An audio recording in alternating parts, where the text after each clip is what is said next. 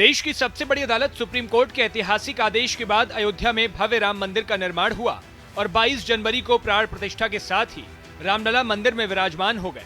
करोड़ों राम भक्त इस ऐतिहासिक क्षण का जश्न मना ही रहे थे कि महादेव की काशी से भी एक बहुत बड़ी खुशखबरी सामने आ गई। एएसआई की रिपोर्ट में हुए सनसनीखेज खुलासे में बताया गया है कि जिस ज्ञानव्यापी पर विवादित ढांचा खड़ा है वहां कभी हिंदुओं का विशाल मंदिर था।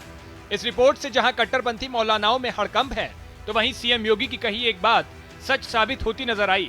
ऐसे में सबसे बड़ा सवाल यह है कि क्या देश के मुसलमान अब योगी की बात मानेंगे।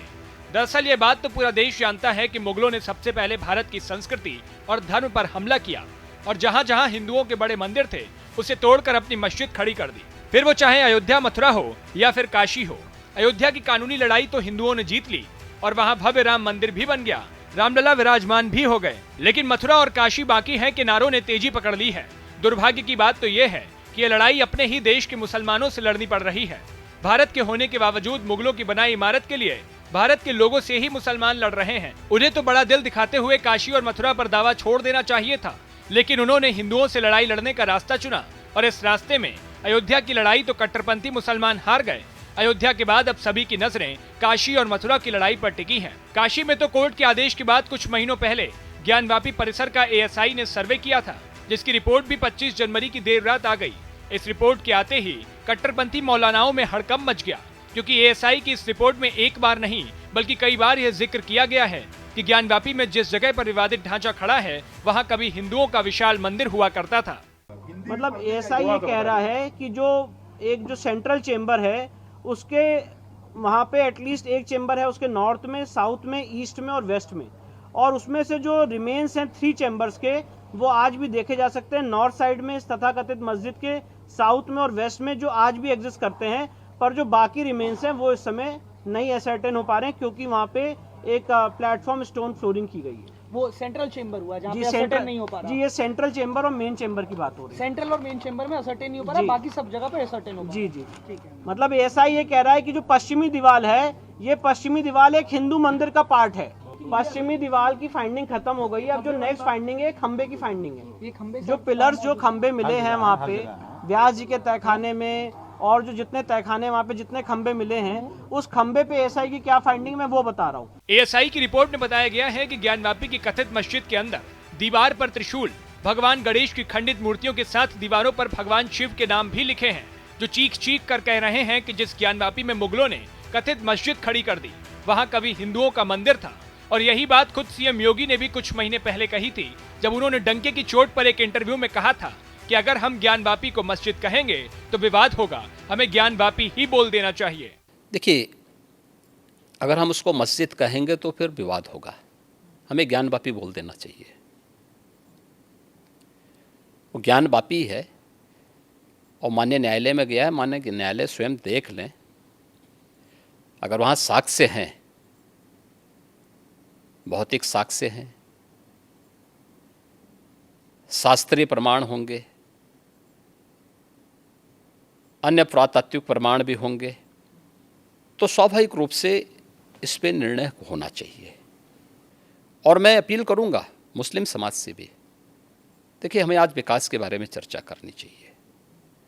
मुझे लगता है कि भगवान ने जिसको दृष्टि दी है वो देखे ना, त्रिशूल मस्जिद के अंदर क्या कर रहा है, हमने तो नहीं रखे ना, वहाँ तो सुरक्षा है, सेंट्रल फोर्सेस है, उनके मुतवल्ली हैं, ताला चाबी उनके पास रहती है, त्रिशूल कैसे वहाँ बने हुए हैं, ज्योतिर्लिंग हैं, देव प्रतिमाएं हैं, पूरी दीवारें चिल्ला चिल्ला के क्या कह रही हैं।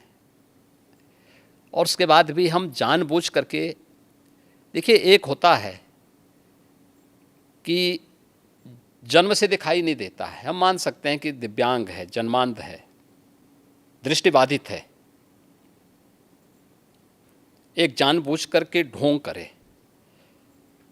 जो दृष्टिबाधित है उसको दिशा दिखाई जा सकती है, लेकिन जो ढोंग कर रहा है उसको कोई दिखा नहीं सकता है।